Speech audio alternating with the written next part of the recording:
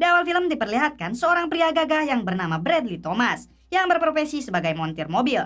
Ketika ia ke tempat kerjanya sambil membawa mobil yang didereknya untuk diperbaiki, terlihat bos dari bengkel tersebut sudah menunggunya dan bosnya itu mengatakan bahwa ia ingin bicara dengan Bradley di ruangannya.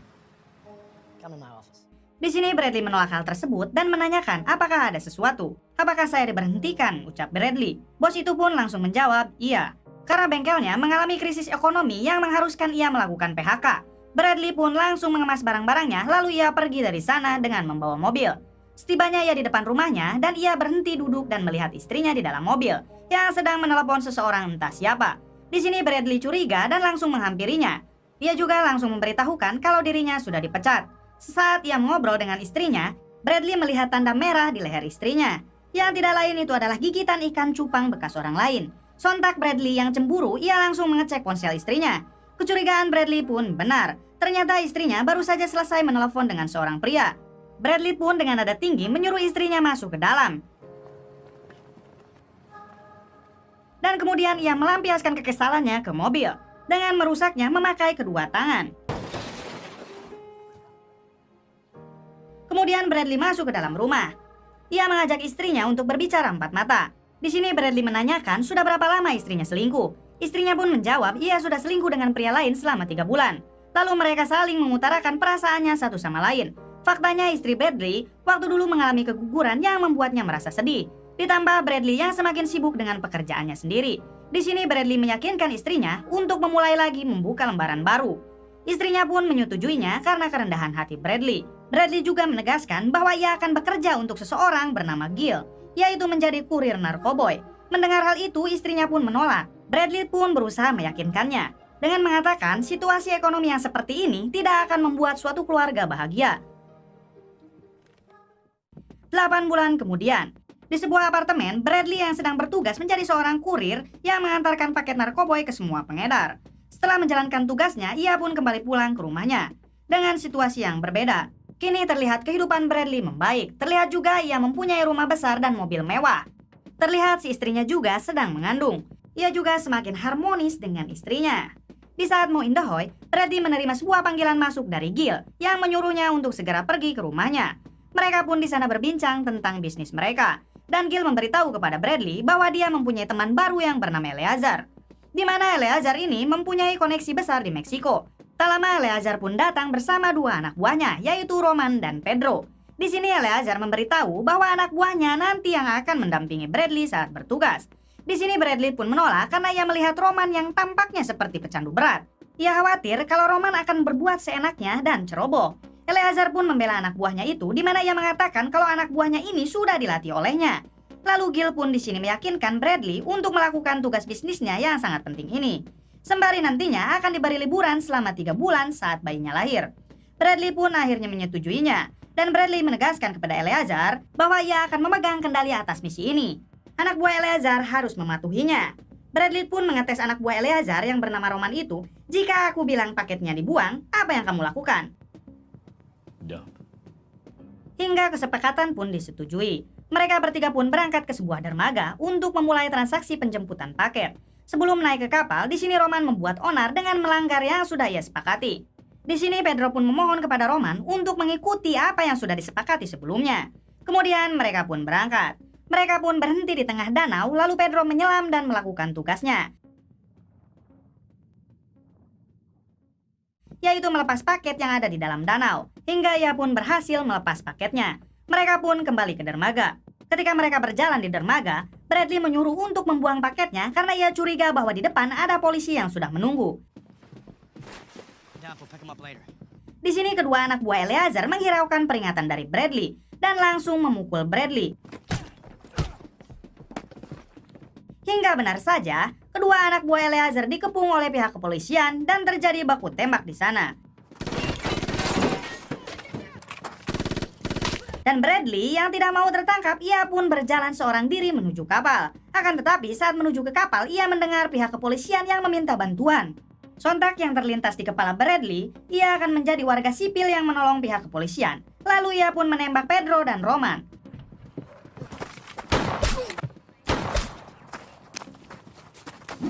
Akan tetapi apa daya, ia juga harus ditangkap oleh pihak kepolisian.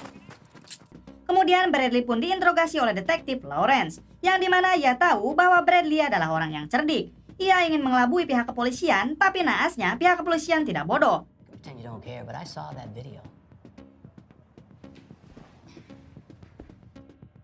Hingga Bradley pun dijatuhi hukuman 7 tahun penjara atas pembunuhan dan kepemilikan senjata ilegal. This hearing has come to its lawful conclusion. Kemudian ia dibawa menuju penjara yang bernama Franklin R. James. Setibanya di sana, Bradley disuruh untuk melepaskan benda yang ada di tubuhnya.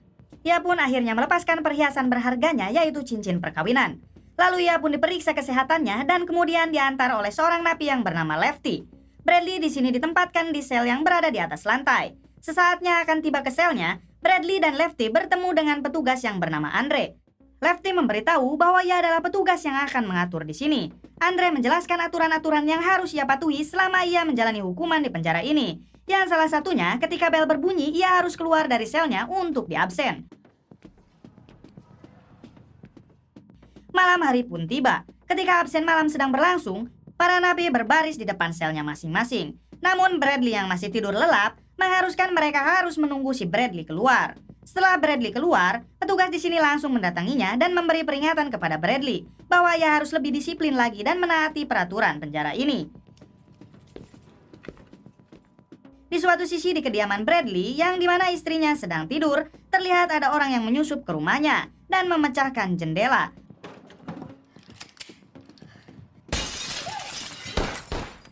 Lalu menembaki si istri dengan bius hingga si istri pun pingsan.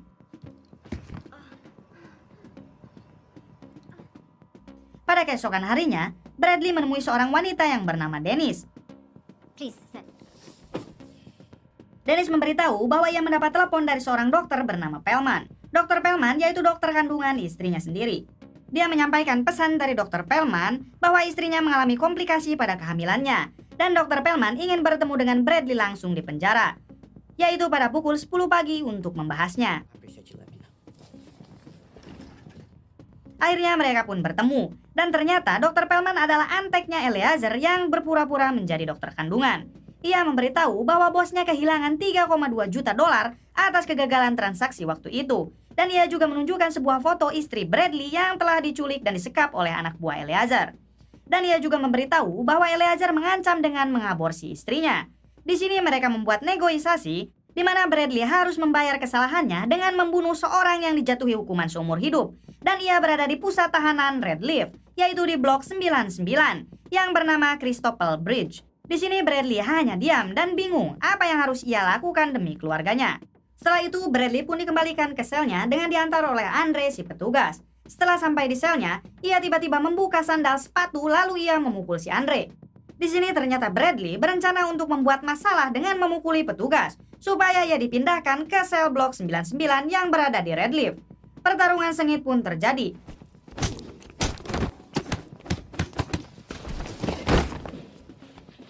Hingga akhirnya ia menumbangkan si Andre dengan mematahkan tangannya. Kemudian para petugas lainnya berdatangan dan memborgol si Bradley. Bradley pun dibawa ke bawah untuk ditahan. Saat di perjalanan, karena ia belum merasa cukup untuk dipindahkan ke Redleaf, akhirnya ia membuat masalah lagi dengan para petugas dengan memukulinya. Si Bradley yang terlalu memberontak akhirnya disetrum oleh petugas dan rencana ia pun berhasil. Ia akhirnya dipindahkan ke Redleaf. Tibalah ia di penjara Redleaf dan ia disambut oleh ketua penjaga di sana. Ia bernama Warden. Warden bersama 4 anak buahnya menegaskan bahwa penjara Redleaf adalah penjara tingkat kebebasan kecil, yang artinya penjara ini sangat ketat sekali. Bradley pun dibawa untuk pemeriksaan. Setelah melakukan pemeriksaan, ia dibawa ke sel 59. Dan setibanya di sel 59, Bradley sangat kaget karena sel yang akan ia tempati sangatlah kotor dan banyak kotoran manusia bekas tahanan sebelumnya. Hingga ia tak kuat menahan bau busuk itu. Dia pun menutupi hidungnya dengan baju dalamnya. Tak lama setelah itu, petugas mengetuk selnya lalu menyuruhnya untuk keluar ke lapangan, yaitu untuk menghirup udara dengan diberikan durasi 60 menit. Ketika Bradley sedang melihat-lihat situasi penjara, terlihat ada seorang pria menghampirinya. Orang itu adalah Derek. Bradley menanyakan kepada Derek, apa kamu tahu seseorang yang bernama Christopher Bridge? Tapi di sini Derek tidak tahu sama sekali tentang orang yang bernama Christopher Bridge. Lalu Bradley melihat segerombolan napi yang sedang berolahraga. Ia pun penasaran dan menghampirinya. Akan tetapi Drake melarangnya karena mereka napi yang sangat berbahaya. Di sini si Bradley tidak peduli akan hal itu. Ia pun tetap menghampiri mereka, lalu membuat kerusuhan dan mengajak mereka berkelahi. Mereka pun satu persatu tumbang dengan jurus andalan tinju maut. Petugas di sana langsung melerainya dengan tembakan peringatan. Saat akan ditahan, Bradley lagi-lagi membuat keributan dengan menghajar para petugas. Lalu akhirnya ia dibawa ke sel blok 99 dengan kepala tertutup. Terlihat sel blok 99 itu berada di ruang bawah tanah dan sangat terisolasi. Bradley dimasukkan di sana dan ia dipasangkan sabuk strum untuk melumpuhkannya. Kemudian Bradley pun dimasukkan ke selnya, yang ternyata di dalam selnya itu banyak sekali pecahan kaca yang berserakan. Adegan berpindah ke istri Bradley, yang sedang disekap dalam keadaan sangat lemas. Dan nampak ada Dr. Pellman yang sedang membawa dokter aborsi. Di sini si ahli aborsi tidak melakukan aborsi dulu. Akan tetapi ia hanya melakukan pemeriksaan awal saja. Kembali lagi ke Bradley yang terkapar di selnya dengan beberapa luka yang ia dapatkan. Lalu ia berteriak dengan menyebut nama Christopher Bridge. Christopher Bridge! Napi yang bersebelahan dengan sel Bradley pun menyautnya dan berkata di blok 99 tidak pernah ada yang namanya Christopher Bridge. Tak lama ada petugas yang datang dan menyetrumnya. Lalu petugas memberitahu bahwa ada beberapa tahanan yang ingin bertemu dengannya. Ia pun ditunjukkan ke para napi tersebut. Setibanya di sana, ia pun terkejut karena bukan Christopher Bridge yang ia cari, melainkan itu adalah Eleazar. Yang faktanya, Christopher Bridge itu hanyalah sebuah tipu daya untuk menyeret si Bradley ke sel blok 99 agar dapat menyiksanya. Di sini Eleazar marah pada Bradley karena ia rugi 3,2 juta dolar. Dan karena Bradley juga, ia harus dipenjara. Serta gara-gara Bradley juga, adiknya kini menjadi janda. Yang faktanya, suami adiknya adalah Pedro yang telah ia tembak waktu itu.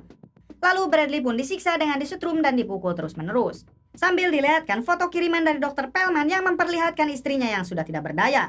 Setelah ia dihajar habis-habisan, ia pun dibawa ke selnya dengan diseret. Di dalam selnya, ia berbincang dengan napi di sebelahnya lagi. Dan terlihat Bradley yang sedang membuka sepatunya dengan mengambil dalamnya, yaitu untuk mengakali sabuk listrik itu agar tidak bisa menyetrum badannya lagi. Setelah berbincang, ia pun dibawa oleh petugas ke lorong.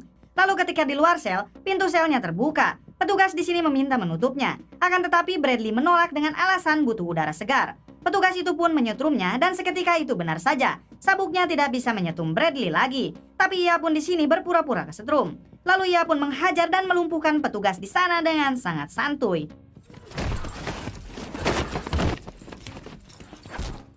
Kemudian ia menuju lorong, di mana Eleazar dan anak buahnya berada. Setibanya di sana, ia pun langsung menghajar anak buahnya yang bernama Johnny dan menghabisinya sampai muka tulangnya terlihat.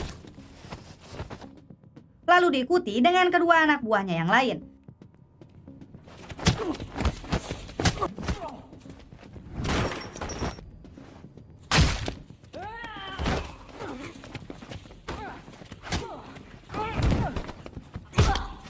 Setelah anak buahnya ia habisi semua, lalu ia menghampiri Eleazar dan menyekiknya sambil menyuruh anak buahnya untuk membatalkan aborsi istrinya. Di sini Eleazar keras kepala, ia tidak mau menuruti Bradley. Dan Bradley pun di sini tidak punya cara lain selain menyiksanya terlebih dahulu. Tentu agar Eleazar mau menuruti perintahnya. Hingga pada akhirnya Eleazar pun menyerah ketika kaki kanannya ia patahkan. Lalu Eleazar pun menyuruh anak buahnya membatalkan aborsi itu. Dan di sini juga Bradley meminta istrinya agar dibawa ke Gil, yaitu untuk memastikan ia benar-benar aman. Kemudian Bradley menyeret Eleazar ke selnya. Yang di sana terlihat ada orang bertopeng yang ia borgol, yaitu sipir Jeremy yang Bradley sandra. Sesaat Bradley akan menutup selnya, tiba-tiba Warden dan anak buahnya pun datang. Kemudian ia menanyakan kedua anak buahnya kemana. Where's Wilson? Bradley pun menjawab mereka semua disandra kecuali Wilson, ia sudah mati. Lalu Bradley pun mengancam jika gerbang dibuka, Bradley akan membunuh anak buahnya. Lalu Bradley meminta waktu untuk menunggu telepon dari Gil, yaitu untuk memastikan kalau istrinya sudah selamat. Kemudian Dr. Pellman dan orang Korea ahli aborsi itu mengantarkan istrinya ke Gil. Lalu Dr. Pellman dan ahli aborsi itu pergi. Kemudian mereka pun ditembaki oleh Gil dan Lauren.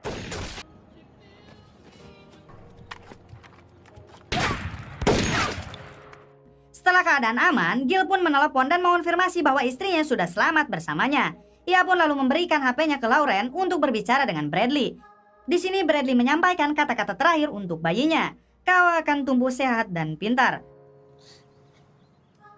Terlihat Bradley yang merasa sangat sedih karena ia tidak bisa melihat anaknya untuk selamanya. Love you. I love you too.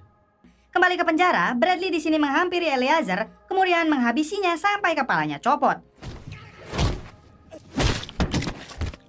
Pada akhirnya Bradley di sini pun mati ditembak oleh Warden tepat di kepalanya. Kemudian film pun